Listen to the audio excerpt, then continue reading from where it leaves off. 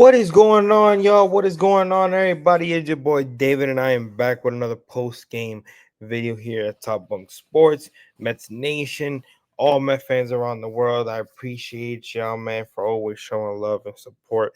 Man, this is this is a cool video that we're about to do. I mean, I'm not gonna do nothing crazy, obviously, but I just want to recap a good sweep for the Mets, I should say.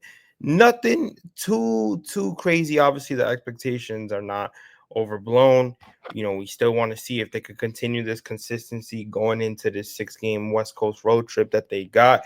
They got 3 with San Francisco and then 3 with San Diego.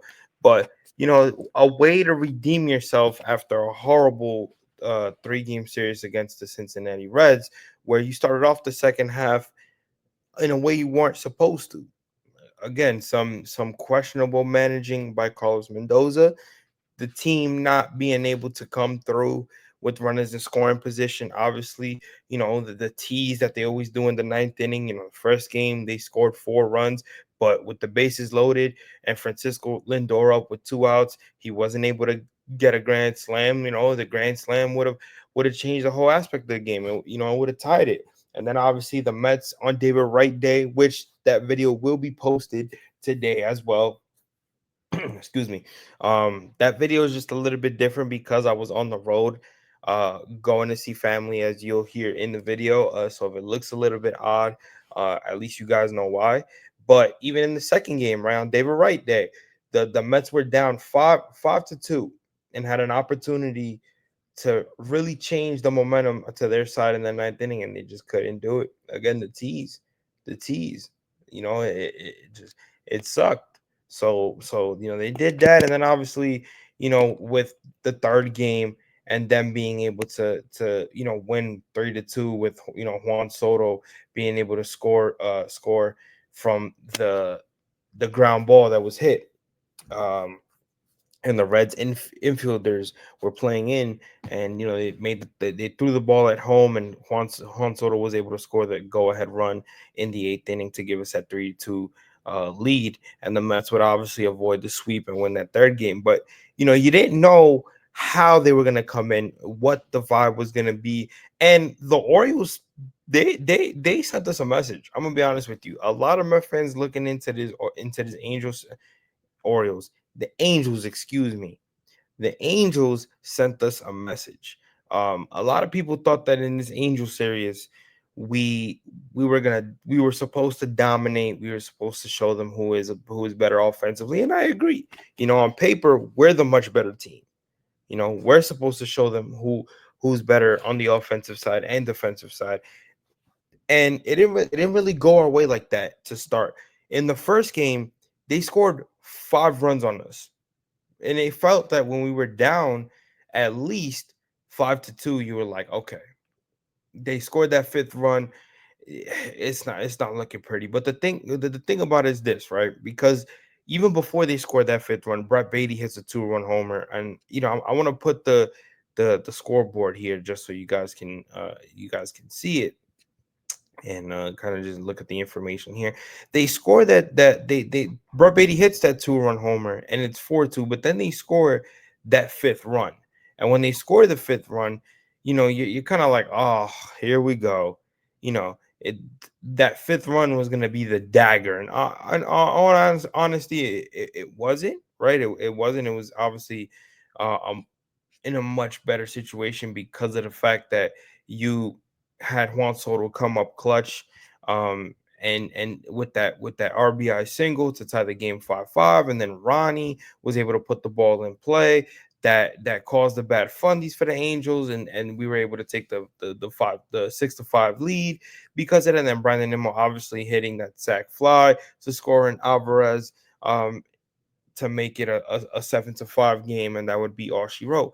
So you kind of figured, like, dude, it was gonna we were gonna be on the fence again. We were gonna lose another heartbreak, but they were able to pull it out.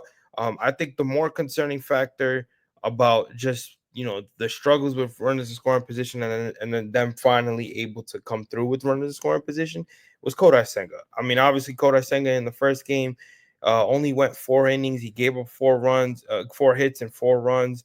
3 walks and 5 strikeouts, 1 home run. His ERA is still at 1.79, but you got to be a little bit concerned about how he pitched that game. And the only reason why I say that is because when Senga's on, he's on. Like his strikeout numbers are high in that game.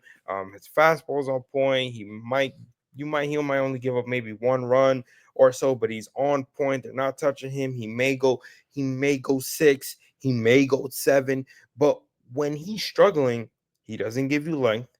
He struggles with the walks. He gives up a lot of hits, and then the home run becomes a problem at certain times. So you have that, and the thing is, you're going into a situation of which Senga are we gonna get? So that's the problem with Senga. And then on top of that, he's on an innings limit. He's on an innings limit. If you remember Carlos Mendoza before the game started, they asked him, I forgot the reporter's name, but they asked him, is Kodai Senga, are you gonna is he on a innings limit, or are you going to just let him rock?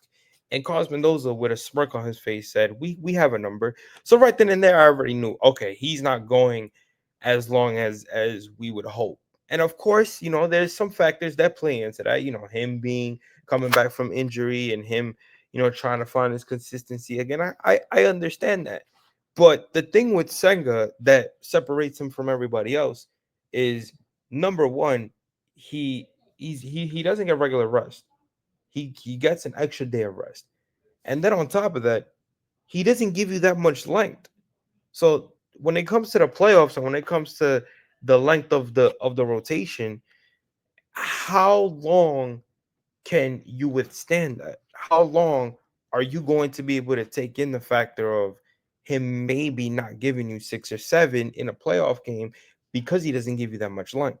You know what I'm saying? And then again, like I said before, you don't know what Senga you're gonna get. Are you gonna get the Senga that's in command, that his forkball is working and he's getting a lot of swing and misses, that he's attacking the inside and top part of the strike zone with his fastball, or are you gonna get the sloppy Senga, where he can't find his control in the strike zone, where he's giving up a lot of walks and a lot of home runs and a lot of hits? You don't know. You don't know. So for the most part, this is a very tough situation for the Mets. But again, they were able to pull through after being down 5-2. Juan Soto with a big RBI single to tie the game after they were down 5-3. A two RBI single, and then obviously Ronnie Mauricio being able to hit that grounder to third base where they were playing the infield in, and he made that bat throw to home, scored the go ahead run, and then Brendan Nimmo with a sac fly to score an Alves from third to score Alves from third, after he moved to third up based on that bad fundies from that previous play. So the Mets were able to obviously take the opener of the series. That's good. So then we move on to game two. And again, game two, the Angels set the tone. Just like they set the tone in game one, they set the tone in game two. And it started with a Jorge Soler home run, a solo shot. And right then and there, you're like, okay. So Frankie Montas is on. And again, Frankie Montas, just like Senga, was not great.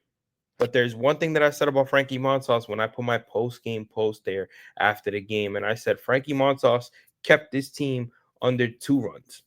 The entire way this game was 2-0 up until Francisco Alvarez came in and hit that 2-run homer, which Francisco Alvarez, I'll get into that, but it was good to see him hit that 2-run homer.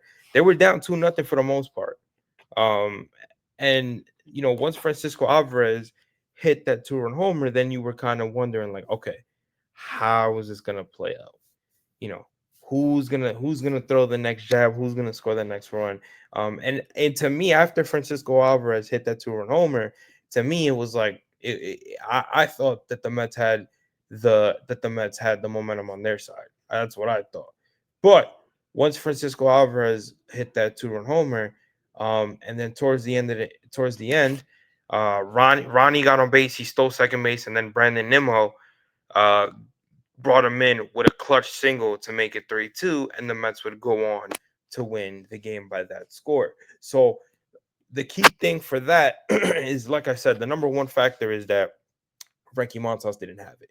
Frankie Montas didn't have it. If you look at his pitch count, let's go to the second game. I don't even know why I didn't put it in the second game. Excuse me. But let's go to the second game.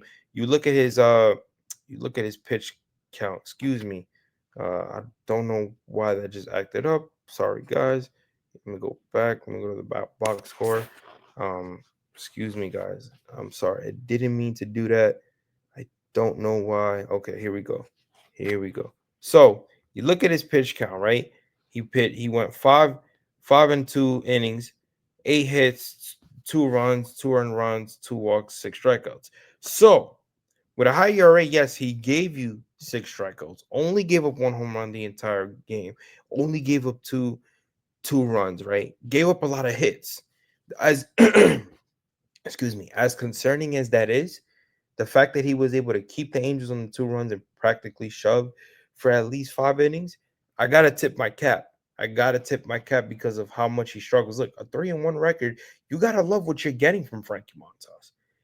You gotta really love what you're getting from Frankie Montas, and you gotta love the fact that he's been able to really shove and give length to this bullpen and this rotation. Honestly, and again, it has not been pretty. It hasn't. I'm gonna be the first one to tell you it has not been pretty. But at the same time, again, this is the one guy that everybody counted out. This is the one guy that everybody said, nope, he's not gonna cut it. He's not worth 30. Nah, I still don't even think he's worth 34 mil. But as of right now, he's proven that he's worth it. He's proven that he's worth it. He knows all the negativity that is out there, and he understands. Listen, y'all didn't think I had it in me. Yeah. Go by what happened in the past. It's about now, and so far, he's proven it. He's proven it. And you know what? If he can stay like this consistently, Frankie Montas might be one of the key pitchers in this rotation come playoffs. And it is shocking to say. It is really shocking to say. So the fact that he was able to really keep the Angels, and again, they're the Angels. So I don't want to make it seem like they're the fucking Dodgers and excuse me, and he shoved. You know what I'm saying? I think his start against the Yankees was a little bit more impressive, but as many hits as he gave up, you gotta like the fact that he was able to get out of his struggles at times and keep the Angels where they were at. The key thing also for that game is the fact that the Mets were able to come through with runners in scoring position. You had Alvey with that 2-run homer. You had Brandon Nimmo with that RBI single that scored Ronnie from second to home to give them the 3-2 lead. That is key. And that's what's going to be the success for the Mets coming forward if they want to be able to continue to win games. Of course, it's not going to be like that every night, but the inabilities to score runners on a consistent basis when you had that opportunity, that's the problem for the Mets. And that's what's going to make you lose because then you find yourself not being able to score and the other team clicks on a little bit of a small momentum and that's all she wrote at times. And we've seen that from the Mets this year. So again, we'll see how everything plays out with Frankie Montas and the Mets so far. But yes, yeah, the Mets obviously, like I said, took a 3-2 victory over the Angels. Took the series from them, and then obviously they were preparing for yesterday to go ahead with the sweep. So let's get into game three. Game three, a 6-3 victory where you had Sean Manaea pitch, 5 innings, 2 hits, one run, 2 walks, 5 strikeouts. Now he looked good. That's the first thing that I'll say. He looked good. I think what a lot of people tend to kind of question a little bit is what was going on with his velocity because a lot of people have, even to me, right? I didn't see much of the game because for those of you that follow me on X and Instagram and TikTok, I was actually in enemy territory to watch the Braves and the San Francisco Giants, kind of scouting the ops a little bit at the same time. So I was there watching that, and while I was watching that, I'm in the Mets group chat, and they were all saying that his velocity kind of dipped a little bit. It kind of went down, so that's a bit of a concern because that right there. And we actually shout out to the Southern Express podcast, Chris, AP, and Amish. Amish wasn't on the episode, but Chris and AP were. And the video that's coming out today in terms of the series recap for the Reds and the Angels, we talked about that. Chris specifically mentioned that when he's in a group chat of his own, talking about the Mets, and they were watching the Mets game, and they noticed that Manae's velocity went down. And like I said, that is a big concern because of the fact that Sean Manaea and his velocity going down could mean only one thing, and that's that he's hurt, that he could possibly be hurt. And when he's on, he's on. When his fastball's on, it's touching at least 90 to 95. So when it's not touching, that's a problem because now you got to sit there and be like, all right, is he hurt? What's the factor with it? Are they gonna keep him on a pitching's limit? You don't know. You don't know. You don't know. So that's a lot of question marks going into it. But the Mets once again found themselves down 1-0. They were able to attack offensively quickly and really get to it. Really get to it offensively. What I like about what what we saw was that, like I said, they were able to score with runners in scoring position. I don't even know why I did that. Excuse me. Uh, Usually have the Mets game on today. Let me see. Excuse me, guys. My laptop's acting up, so just bear with me. Um, just bear with me. But okay, but yeah, so they were able to score right away after Brandon Nimmo hit that solo shot to make it 1-0. Mike Trout going the other way, tying the game, and then Francisco Lindor, who broke that 0 for 31 skid with an RBI single to score Tyrone Taylor, and the Mets would have the lead from there. Pete Alonso in that same inning hitting a fucking bomb to make it 5-0.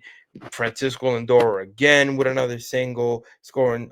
Luis Torrens makes it 6-1. The Angels obviously responded and try to make it a battle, but that would be all she wrote.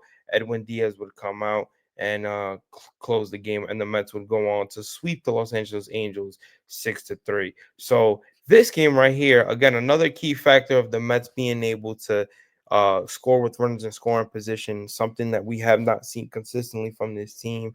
And like I said, Sean Manaea going in and being under a situation where he didn't pitch that long. Obviously, he went 5 innings. You would have liked to see him go in maybe for the sixth, but they're being protective of Sean Manaea and Kodai Senga as well. But they're being protective of these guys because of the fact that these guys are coming back from injury. They really haven't given the Mets length like that. I know when Manaea came back, he gave them the Mets bullpen a little bit of length pitching in Kansas City. But there's something about the Mets protecting these guys, and we don't know what it is. Are these guys hurt? Do they believe in these guys giving what in terms of going long and giving the starting rotation length? We don't know exactly what it is, right? But them being on innings limits is a problem because now it's like your bullpen can't be trusted for us to be like, yeah, we'll probably just have you on 60 to 70 pitches, because then it's like you never know where the situation of the game is. You still could be up or down 1-0. Then your bullpen comes in and fucks it up. You never know. So it's like those are the chances that you take. Those are the risks that you take being going to that. So in my opinion, there has to be something with Senga and Manaea, and it necessarily doesn't have to be injury. It could just be that there's something that they're still trying to work on, or the trust needs to be back up there with these guys coming back from injury for them to kind of get the ball rolling again and give and let them go as long as they can. And we all know most pitchers nowadays aren't doing that, but that's an issue. That's an issue because it's an issue that we got to deal with in the playoffs, and we know how different playoff baseball is. So we'll see how that goes. But like I said, the Angels, the Mets sweep the Angels. And now they head on to the West Coast to play a 6-game skid, three against the San Francisco Giants and then three against the San Diego Padres. And those are two good teams that are really playing well, playing really good baseball. And this is the test that you got. This is where the situation is made off, especially in the second half. Can you continue with the consistency of scoring with runners in scoring position? Can that move in to this West Coast trip where Now you know that you're on a roll and everybody's together and it doesn't look like things are falling apart. We'll see how that goes. The road test in this West Coast road trip. They took care of a team that they should have taken care of in the Los Angeles Angels, and you know that they showed out in front of the fans. The fans packed it out all 3 games. So shout out to Mets Nation and all the beautiful Met fans that came in and supported like we always do. But like I said, they took care of business against the Angels, and now the road test is there where you got to face 2 good teams at the West Coast. But can you be able to take 2 out of 3 or go for a sweep and just utilize and capitalize your moments with runners in scoring position? If you could do that, the Mets are fine. The Mets are fine. But with that being said, it is your guy David. This has been another Mets post game video, and I will catch you guys on the next video. Peace.